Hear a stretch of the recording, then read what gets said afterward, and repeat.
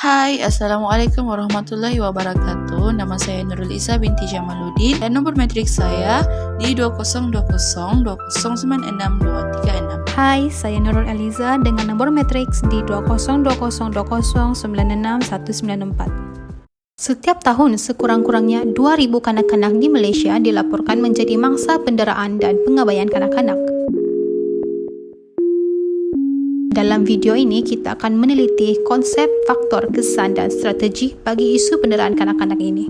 Sebelum itu, apa kata kita lihat visi ini dulu.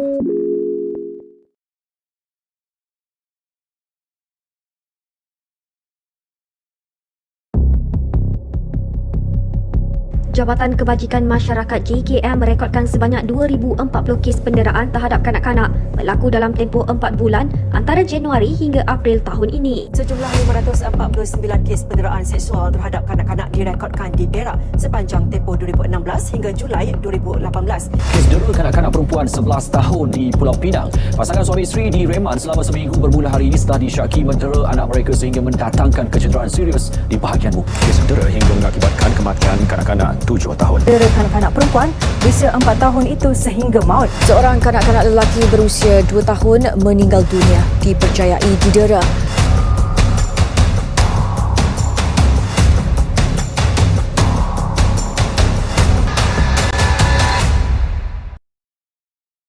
Seterusnya, kita lihat jenis-jenis penderaan.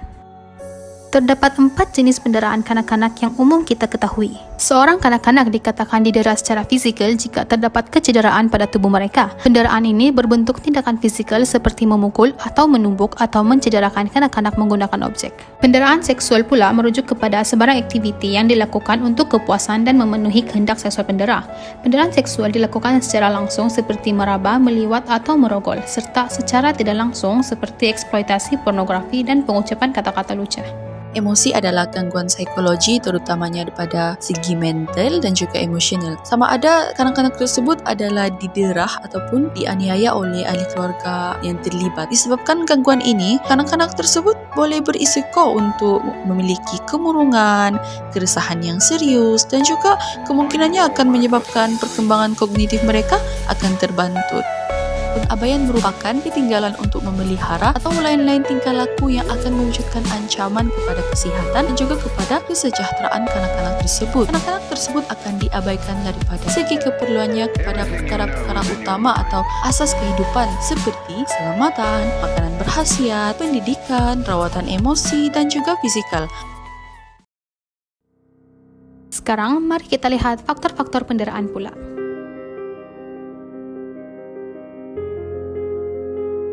Isu penderaan berlaku antaranya disebabkan status sosioekonomi pendera dan kanak-kanak. Norma budaya merujuk kepada tata cara tingkah laku yang diterima dalam masyarakat. Didikan tradisional seperti menggalakkan hukuman fisikal dan memperlekehkan hak bersorak kanak-kanak juga menjadi faktor wujudnya penderaan kanak-kanak.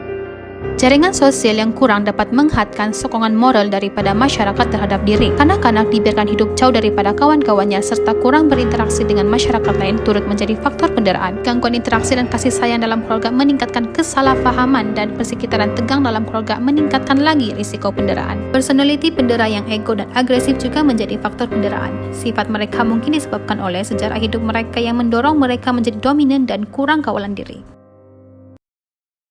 Seterusnya, kita akan teliti kesan penderaan. Kesan-kesan penderaan yang berlaku kepada kanak-kanak akan mengakibatkan gangguan kepada proses perkembangan.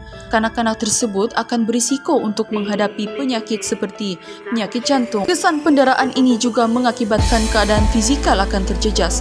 Mereka mempunyai luka sehingga akan menyumbang kepada kecacatan fizikal. Kesan penderaan ini sangat ketarah kepada tingkah laku dan emosi kanak-kanak. Mereka sangat takut dengan sentuhan fizikal dan tidak mempercayai sesiapa.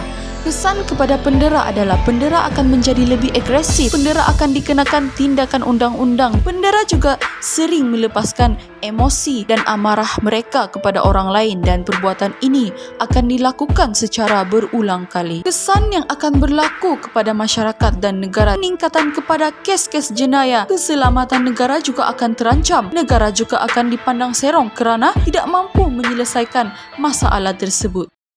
Kita beralih kepada strategi menangani penderaan kanak-kanak.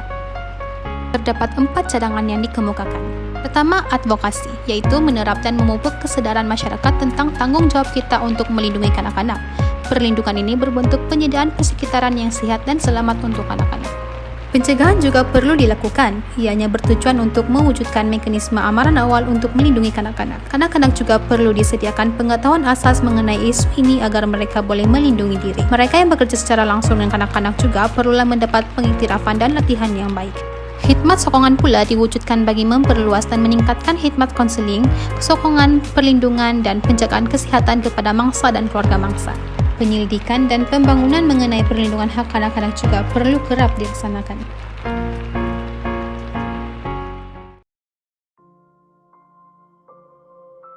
Pesanlah kepada diri anda, kita perlulah pastikan persekitaran selamat daripada kes-kes jenayah yang melibatkan kanak-kanak ini. Sentiasalah memainkan peranan penting dalam membasmi kes-kes penderaan kanak-kanak ini daripada terus berlaku.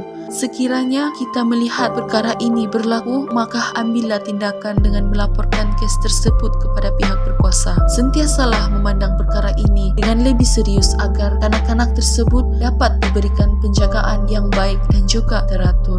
Masyarakat juga memikul tanggungjawab yang besar berhubung dengan perkara ini. Masyarakat perlu menanamkan sikap ambil peduli dan berani dalam menangani masalah ini. Masyarakat perlu bekerjasama dalam membendung masalah ini daripada terus berleluasa. Masyarakat akan meningkatkan kesedaran diri mengenai kes-kes penderaan kanak-kanak. Masyarakat akan menjadi lebih prihatin akan nasib kanak-kanak yang menjadi mangsa kepada kekejaman penderaan tersebut.